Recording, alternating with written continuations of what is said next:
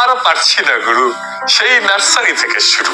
এই রাজনৈতিক দলগুলা ঠাপ খেতে খেতে খেতে খেতে আমাদের জনগণের জিন্দগিটা ফালাফালা হয়ে গেছে।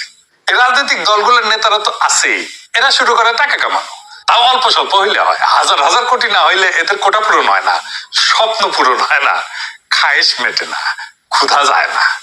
সাথে এসে জোটে ব্যবসায়ীরা আর ধান্দা শুরু করে। কি কি প্রজেক্ট আছে, টাকাই টাকা।